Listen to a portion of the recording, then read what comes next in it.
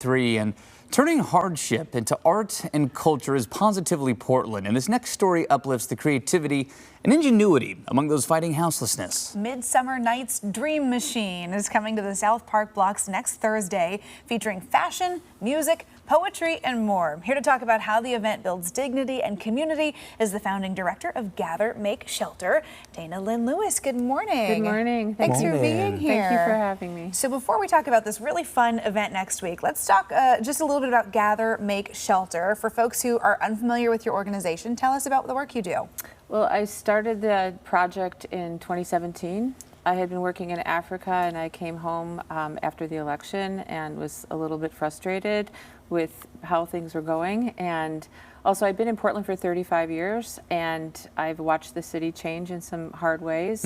And I thought, you know, it's cool to go to other countries and do things, but I know there's something I can do here. And I've been volunteering and working with different agencies since I came, and I thought, you know, I think I'm going to start a one-year art project to bring housed and unhoused folks together to creatively collaborate in a very deep way and bring people together to have conversations around creativity instead of are you housed or unhoused or, you know, the disparate areas. Yeah. So I thought it would be, I would work in a couple different agencies. I talked to different agencies. I thought I don't want to compete with anybody. I'd like to contribute to the situation.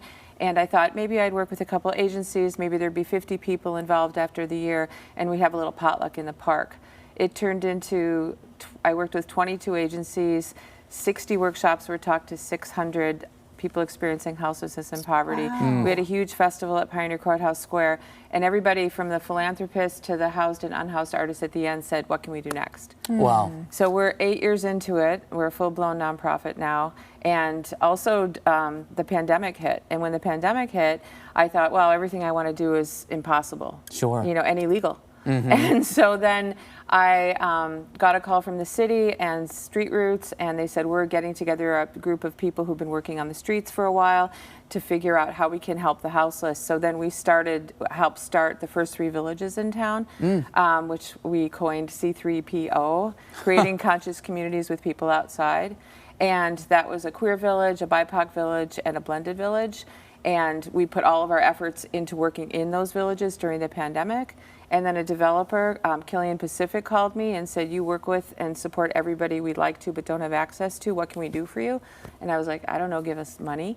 And, It's helpful. and they said, you know, that we will likely, you know, participate in that. However, we have a 2,000 square foot storefront in the Pearl District that's empty with a roll-up garage door. Would you like it? What? Right? Well, there Did you go. jump at the opportunity? Well, I didn't quite jump because everything is in concert with the people that I work with. So I got on my bicycle and I collected a bunch of folks and we pressed our noses up against the window and then said, we're going to walk in like we own it. Yeah. So And- then is that the space where you have been putting together all of the pieces and parts here for a Midsummer Night's Dream Machine? Exactly, yeah. And we have 2 storefronts now. And they said, you know, it could be between 3 months and 3 years, we don't know.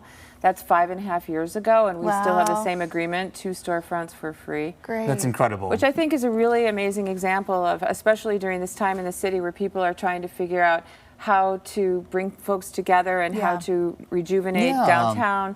Well, with that said, let's dive into a Midsummer Night's Dream Machine here. What exactly is this? What can people find? Well, it's amazing. We had the idea, an artist named Starburst had the first idea when we were working in the Queer Affinity Village 3 years ago, 3.5 years ago, and to do a fashion show. And their wildest dream was that we would have a little thing down at the parking lot where they lived, and it turned into us having our first fashion show at the Pride Festival.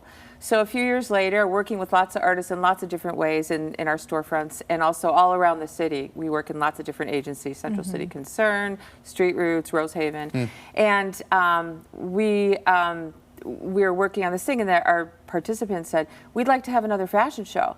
And I said, great, that would be amazing. And what does that look like for you? And they're like, you know, we want to do it somewhere different this year. We'd like to do it in a place that is really public and not just a festival, but something that we could create. So I'm thinking about the budget going up like this. Right. Sure. Like, how do we manifest something But like you've that? gotten creative. You've teamed up here with Soundstruck Northwest and Yes. the Oregon Symphony Exactly. to bring together this incredible performance. Real quick before we run out of time, what can folks expect on Thursday? On Thursday, we are going to be in the park blocks in the South Park blocks right by MPSU. And like you said, Sounds Truck Northwest and the Oregon Symphony are presenting this beautiful truck. Yoko Greeny and John Greeny put together this incredible truck. It's so cool Yeah, what they've done it's for so musicians cool. around town. And so Yoko called me several months ago, and it's not just showing up and doing music. Yoko and I have been working together with our individual teams for several months now. And she's deeply embedded in our project, and the musicians are coming in and they're not just coming and playing. It's a very deep collaborative project, and then the Oregon Symphony got on board with more musicians. It's going to be really amazing. And That's that's so great. empowering. Powerful. For Yeah, exactly. for the homeless individuals that are part of this as well, to get to work in this collaborative way. It's just very cool. And I just encourage people to come. It's going to be fantastic. There's going to be poetry and music. There's collaborations between musicians. Not only are they playing for people, but they're actually really deeply involved in what does your outfit represent, and how can we figure out a How do we piece bring for that it? to life? Yeah, It's a lot been of connectivity fun. there. it's been really amazing. Really can't wait to appreciate your see it. time, and congratulations. Thank you. Looking forward Thank to you it. so much, and thank you for shining a light on it. Yeah. Absolutely. And again, Midsummer Night's Dream Machine happening Thursday, August 14th over at the South Park blocks there. It is free, runs from 5 to 8 in the evening. Go enjoy it. We do have that info on coin.com. Going to be a really fun night. Well, hey, at 7:39, gather your finest stone spears. We're going mammoth hunting at the Clark County Fair. I'm not. You can do that, Oh, but I will okay. go to the fair. Yeah, from Ice Age adventures to pirate parrots, monster trucks, camels, horses, any beer company you'd be proud of. There's no end to the fun. Core does his best to keep up with